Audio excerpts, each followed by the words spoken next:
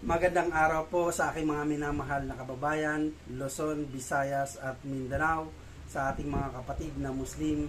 Assalamu alaikum warahmatullahi wabarakatuh. Welcome to my vlog. Narito na naman po tayong muli para sumagot sa ating mga katanungan. Pero bago yan, sa mga hindi pa nag-subscribe, pwede po bang pakiclick muna ang ating subscribe button? Okay? Para sa mga nanonood ng vlog natin ngayon, ang tatalakayin natin na ngayon ay tungkol sa pagmamaltrato sa mga OFW. Magandang talakayan to. Para sa ating mga kababayan na nasa ibang bansa, para sa inyo ang vlog na to. Ito ang aking opinion. Ano nga ba ang mga dahilan ng mga pagmamaltrato sa ating mga kababayang OFW? Dahil ba sa magkaiba ng kultura? Or dahil iba ang pananaw sa mga bagay-bagay? Dahil ba sa katamaran? O sadyang may masasamang pag-uugali at walang malasakit ang kanilang mga amo? Pag-usapan natin yan.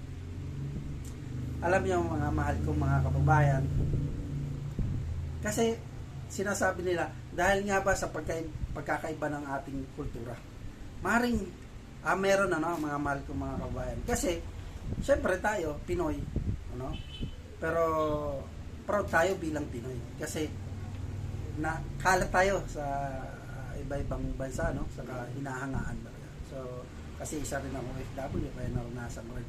At nakikita ko ito, yung mga problema rin mga ating, especially mga kasambahay, na grabe talaga. So ano nga ba? Dahil magkaiba? Maaari din na dahil magkaiba ng kultura, yung linakihan nila, Kaya ang mga kasambahay dahil bago pa lang, so hindi talaga nila alam kung ano ang dapat nilang gawin. Unang-una, ang mga amo kasi hindi rin naman marunong magsalita ng English, talagang salita nila, like especially in Saudi Arabia, Arabic talaga. Tapos siyempre tayo, hindi rin tayo marunong mag-Arabic pa, so kinakapa-kapa, kaya minsan talagang hindi tayo agad nakakasunod, tinitingnan natin kung ano yung lingwahe nila at anong dapat iutos, di ba? Siyempre tayo dahil bago yung mga kasambahan, hindi niya alam kaagad kung anong gagawin. So, daming mga patakaran, daming So, dahil magkaiba rin talaga ng kultura, dahil sa kaya naninibago. O kaya, dahil iba ba ang pananaw sa mga bagay-bagay, di ba? Kasi, siyempre, sa amin ito, sa Pilipinas, ganito ang hindi ko alam kung. So, naghihintay tayo ng dapat sabihin ng amo. Kaya minsan sasabihin niya, dahil ba sa katamaran ng mga kasambahay? Di ba? Ibig sabihin, dahil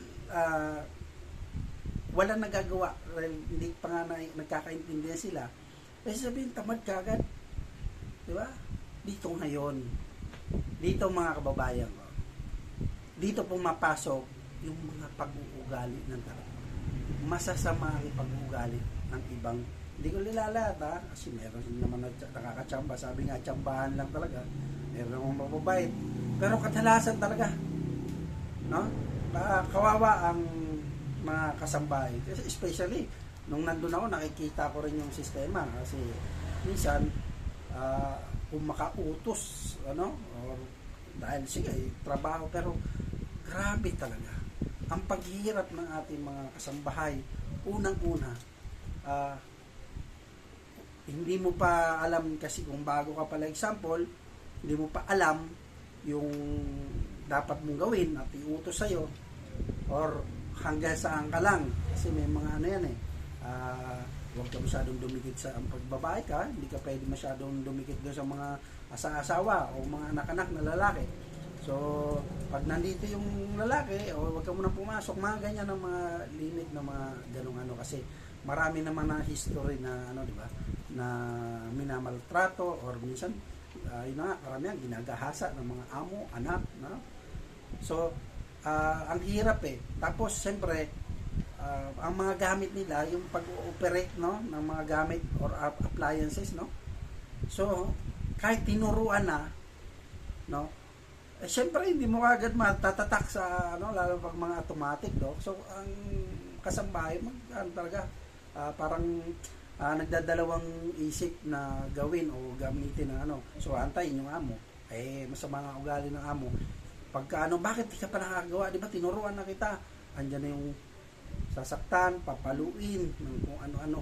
Grabe talaga. So, alam bilang Pilipino, nakakasama ng loob na kung pwede lang, kung meron lang tayong mga gobyerno natin talagang nagmamahal sa ating mga kung pwede, wag na silang paalisin, pero dahil nga sa walang maibigay at hindi pa sapat ang ng gobyerno natin dito para dito sa ating magtrabaho, napipilitan ng mga ibang bansa.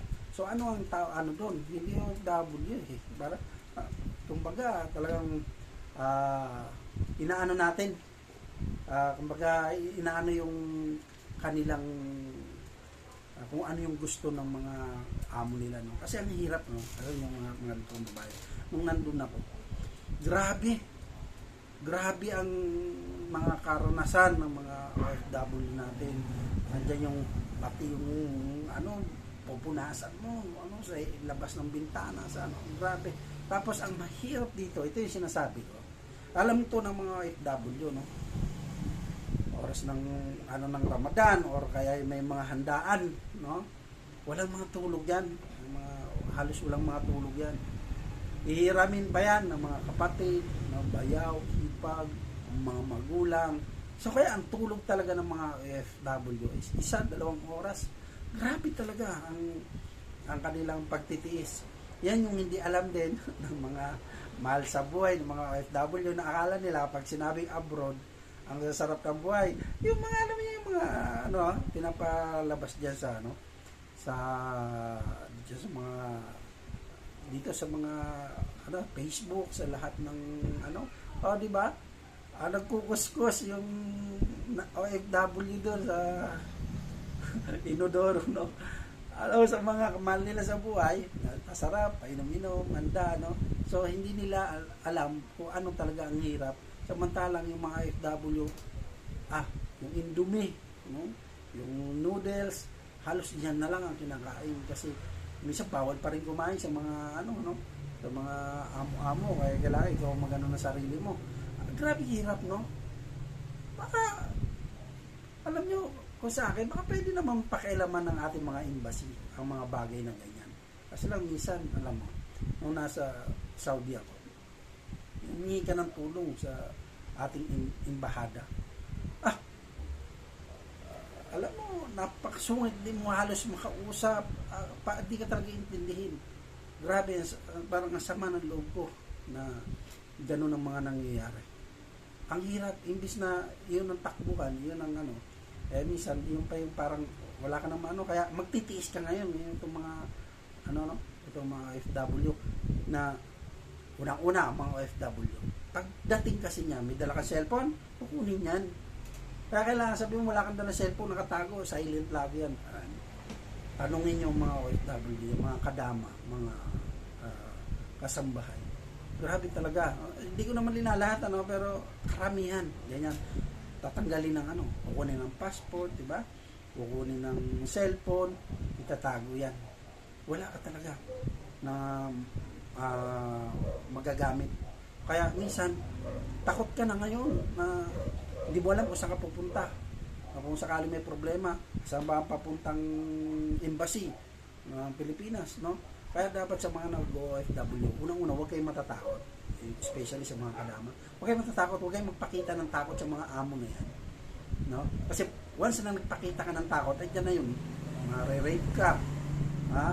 Na wala kang imik na kasi hanggang ulit-ulitin na yan, sasaktan ka. Huwag kayong matakot. No? Naniniwala ko na nagbago na ang ating specialist ngayon. Embassy natin ngayon, di ba? Tumutulong na dahil sa ating mahal na Pangulong Rodrigo Duterte dati na kailangan ingatan ng mga OFW. Di po ba? Ngayon, kailangan pumunta kayo sa embassy. Kung kailangan umuwi kayo. Huwag kayo magpakita ng ano, ayaw nyo na. Or kaya sa mga agency nyo, magano kayo ng ano. Ang hirap kasi ng mga pinagdadaanan talaga. Kita ko, no? Kasi minsan, yung takot kasi sa kayong hindi niya alam kung ano gagawin. So, unang-una, huwag kayo matatakot, mga kasambahay especially. Ipakita nyo sa kanila na may tapang kayo sa mga ganyang larangan. Tapos, kasi ang mga nararanasan nila doon, yun nga, walang mga tulog, no? Grabe, ang hirap. Ito yung ano di ba? Diyan, nagpapakahirap ka. Minsan, 1-2 oras nga lang yung tulog mo. Ultimo nga tubig papaabot pa sa'yo, no? Tapos gigising ka pa kahit tulog ka. Ganyan kagrabe ang mga amo. Walang mga puso.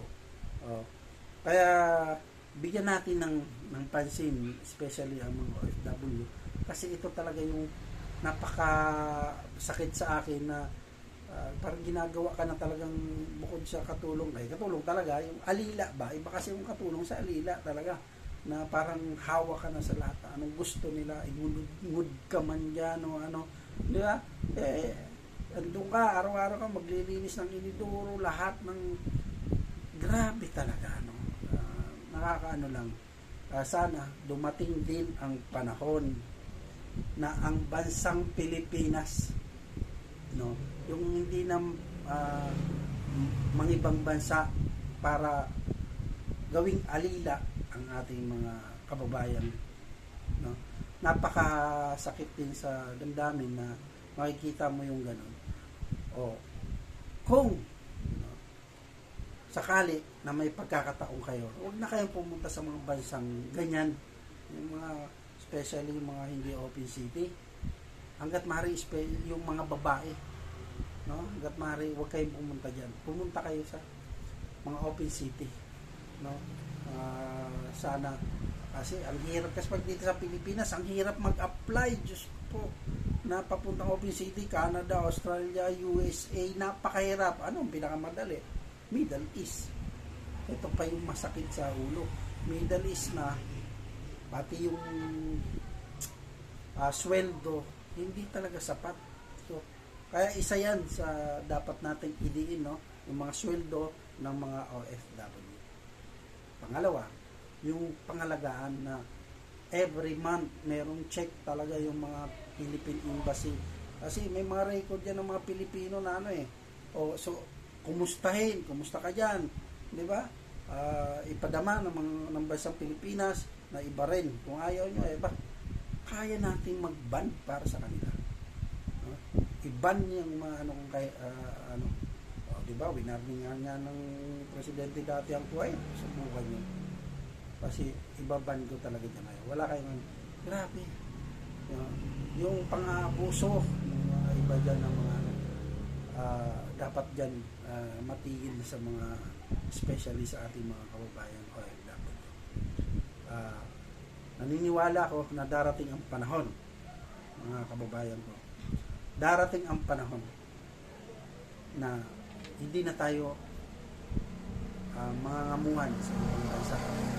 Hindi na tayo magiging alipin, no, ng mga bansang ito. Darating ang panahon, sisibol din ang bansang Pilipinas. Darating yan. Naniniwala ako sa mga panahon na yan. Sana, ganun pa man, sa lahat ng mga OFW, mga kababayan natin, saan man sulok ng mundo, lagi kayong mag-iingat, huwag kayong matatakot, pumunta kayo sa Philippine Embassy, no? Sa mga may problema dyan, inaabuso na, no? Huwag kayong walang kibo. Dumulog kayo kaagad sa ating embahada at humingi ng tulong. Okay? Basta lagi po kayo mag-iingat, no? Gabayan kayo lagi ng Panginoon sa pang-araw-araw ng lakas, no? Alam ko lalo yung mga dinaranas nyo kasi kita ko kasi yan. Nandun ako siyang taon ako sa Saudi. Especially in Saudi, grabe talaga na nila. So, ganun pa man, magpakatatag kayo lagi, no? isipin nyo na kaya kayo pumunta sa lugar na yan o saan man is para sa ating mga pamilya na iniwan dito sa Pilipinas. Dito ba? At yung mga naiwan naman sa Pilipinas, especially yung mga asawa, painom-inom pa kayo, di ba? Totoo yan eh. Palaklak-laklak kayo, ang asawa mo na nangangamuhan doon, hindi mo alam kung ano ang kahirapan na ginagawa niya. Kaya nakaka-high blood eh. Di ba? Makikita mo, kahit na anong okasyon doon, makikita mo ang pagtitiis ng mga OFW. Tapos yung mga asawa, pare, di ba? Piyesta sa Pilipinas. Ugali ng Pilipino yan eh. Di ba?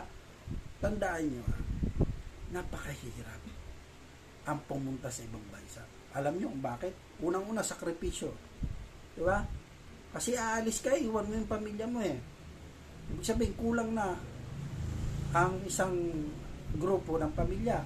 Pangalawa, dahil sa pangarap niya, no, na makatapos ng pag-aaral, makapag ng negosyo pagdating ng panahon, di po ba?